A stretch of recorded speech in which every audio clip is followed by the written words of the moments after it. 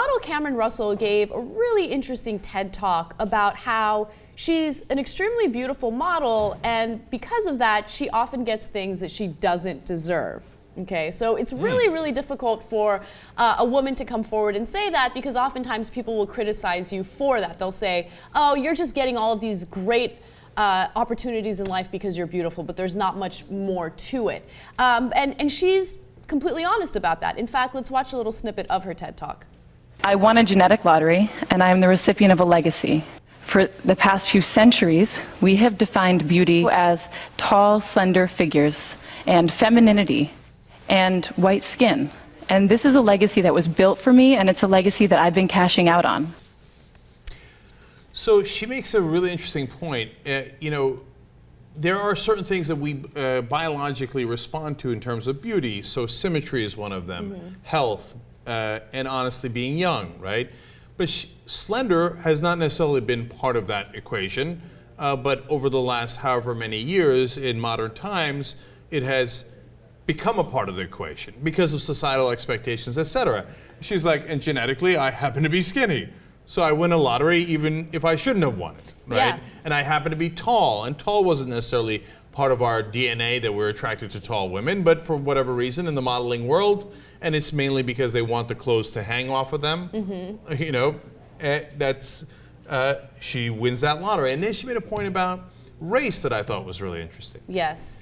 She says, look, you know, you hear the Tyra Banks and Naomi and all this stuff, and oh, no, you don't have to be white to succeed in modeling. She's like, of the top models, only 4% of them are minorities. Yeah, and that was I didn't know that. That's amazing. I know, and that's actually based on a study that was done by an NYU PhD. This student looked at 677 models that were hired in the year 2007, and only 4% of them were not white.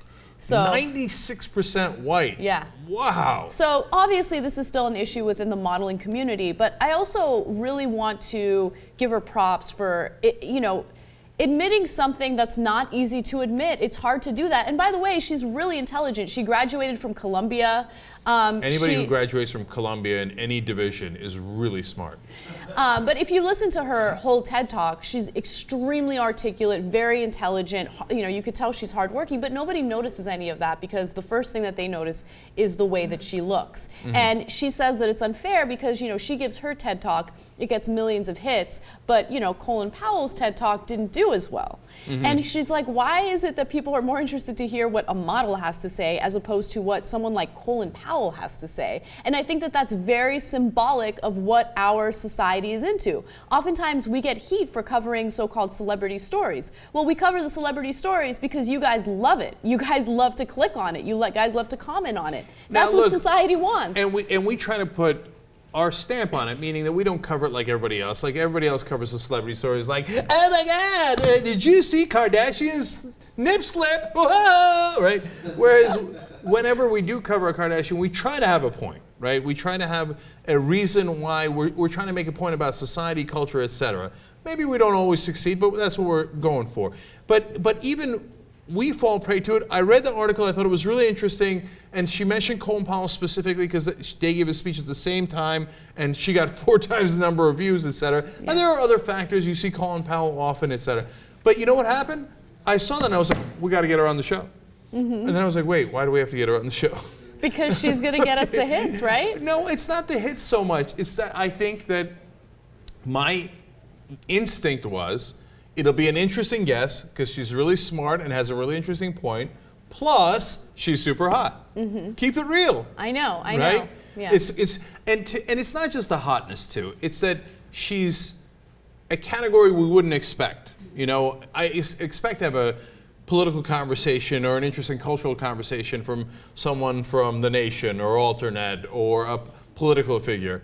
But since it's a model, it seems different, right? Right. Yeah, so she's in a quandary too. She's like, do I accept all these offers when it's kind of unfair that they're asking me when they should be asking more qualified people? I think that without a doubt she should accept the offers. And one huge misconception is that people who are attractive get these great opportunities, right? But oftentimes when it's a real substantive opportunity, let's say like co-hosting a show, for instance, right?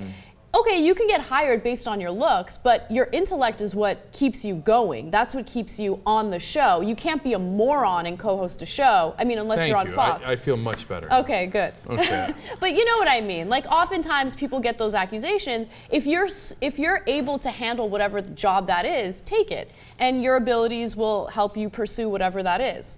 Yeah. No, and I've always thought that, and you know, it's kind of obvious that Dave Kohler hired me for my looks. And so, you know, but I think I've earned it over these years. I think I've been okay, so. Yeah.